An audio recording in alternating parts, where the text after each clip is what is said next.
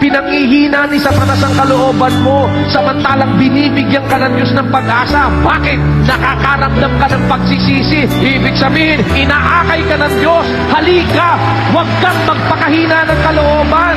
Sino pa kaya, mga kapatid, ang higit na nakakaalam ng balangkas ng bawat isa sa atin, nakakatarok ng ating mga puso, nakakaalam ng ating mga kahinaan, nakakaalam ng lahat ng bagay sa ating mga buhay? Hindi ba ang Diyos na lumikha sa ating mga magkakapatid? At kung siya'y nakakaalam yan, hindi ba lalo na dapat nating asahan na higit na makakaunawa ang Diyos na mapagmahal sa ating mga kahinaan, sa ating mga pagkukulang at mga pagkakamali?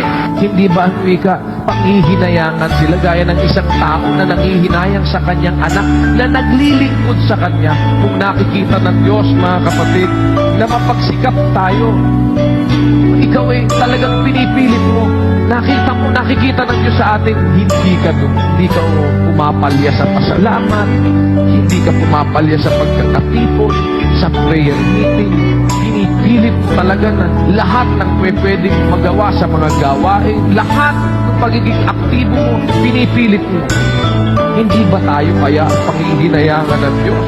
Gaya ng isang 8:28 ng Roma. At nalalaman natin na ang lahat ng mga bagay ay nagkakalakip na gumagawa sa ikabubuti ng mga nagsisiibig sa Diyos. Kaya pala naman dapat ipagpasalamat mo lahat ng bagay.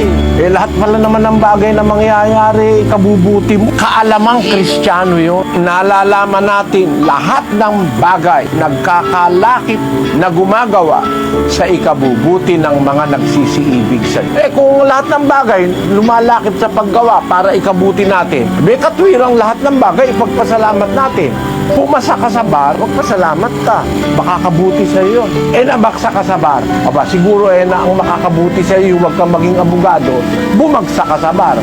Dapat pagbagsak mo, magpasalamat ka rin. On the principle na nalalaman na kasi agad natin na ang Diyos ang nagpapangyari ng lahat ng bagay. Yung Diyos na pag-ibig na tumawag sa atin, papayag ba siyang may mangyaring ikakasama mo? Pag nangyari, pinayagan niyang mangyari.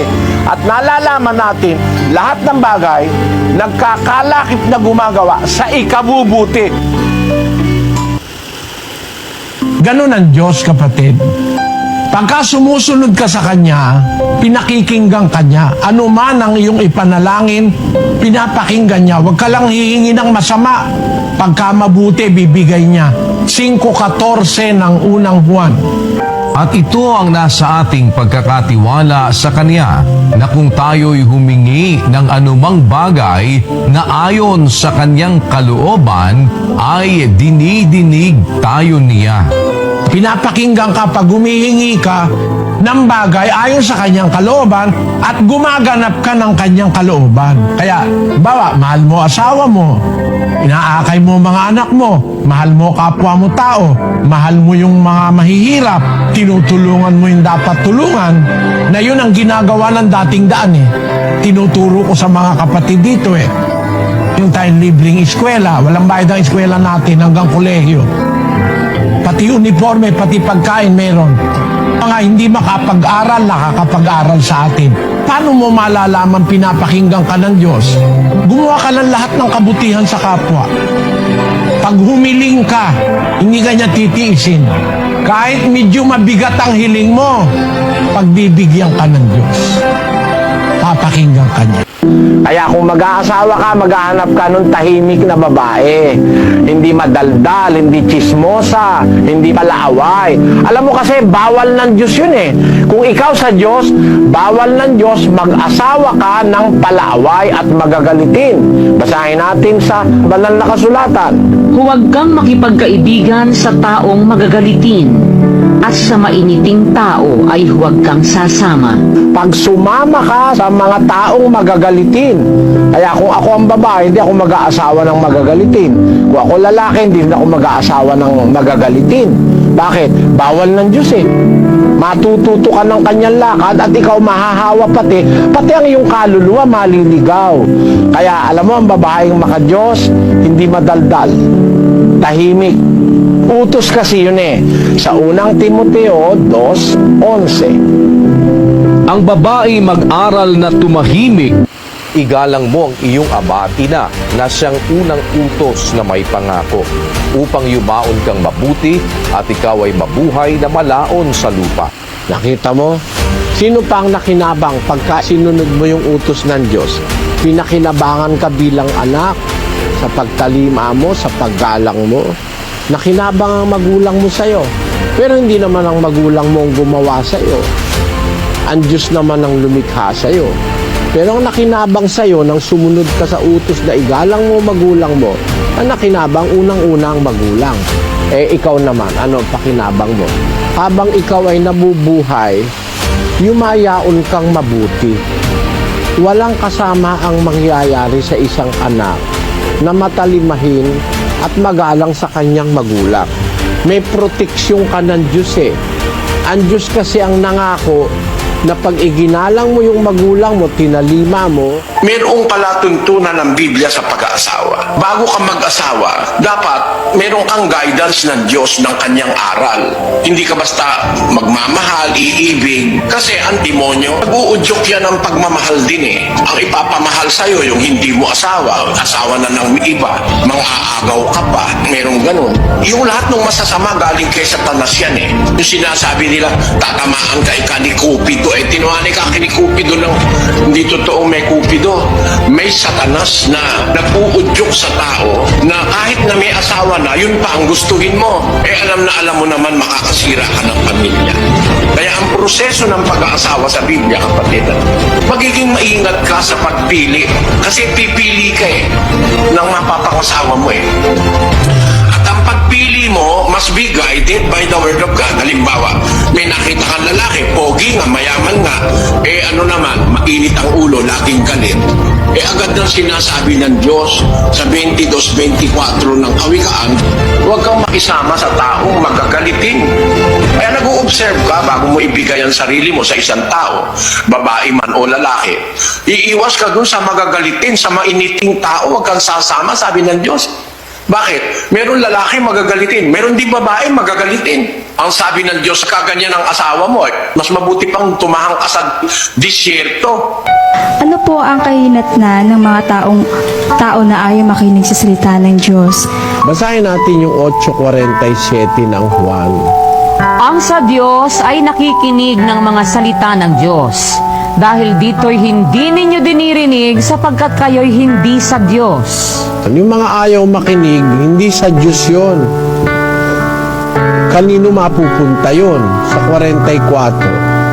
Kayo'y sa inyong amang dyablo, at ang mga nasa ng inyong ama ang ibig ninyong gawin.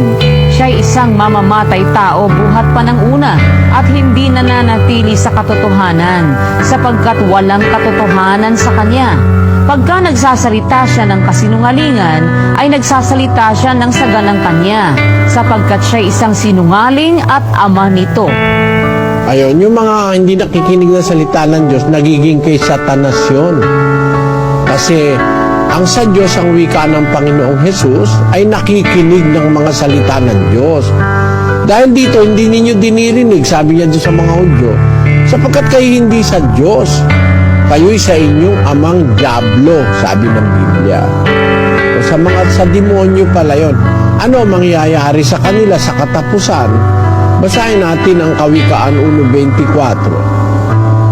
Sapagkat ako'y tumawag at kayo'y tumanggi.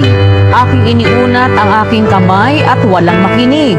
Kundi inyong iniuwi sa wala ang buo kong payo, at hindi ninyo inibig ang aking saway. Ako naman ay tatawa sa kaarawan ng inyong kasakunaan. Ako'y manuluya pagka ang inyong takot ay dumarating. Pagka ang inyong takot ay dumarating na parang bagyo, at ang inyong kasakunaan ay dumarating na parang ipo-ipo. Pagka ang hirap at hapis ay dumating sa inyo, kung magkagayoy, tatawag sila sa akin, ngunit hindi ako sasagot. Hahanapin nila akong masikap, ngunit hindi nila ako masusumpungan, sapagkat kanilang ipinagtanim ang kaalaman at hindi pinili ang takot sa Panginoon.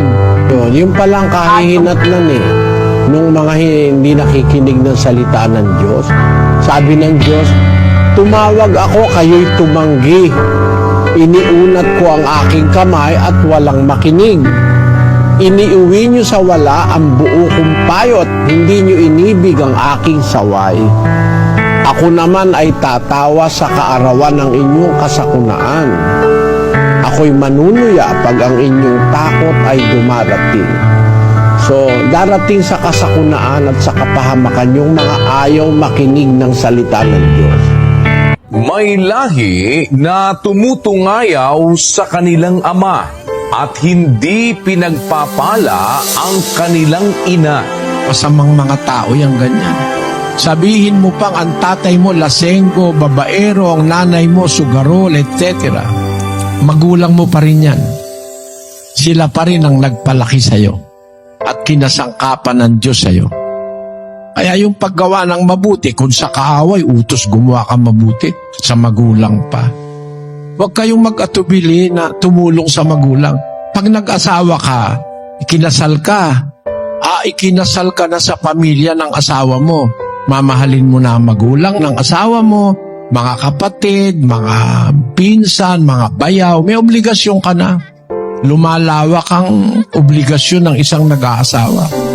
Ang pagtulong sa magulang at paggawa ng mabuti, hindi lang sa kapwa-tao na mahal mo, hindi lang sa mga taong kilala mo, kundi pati sa mga kaaway mo ay utos ng Diyos.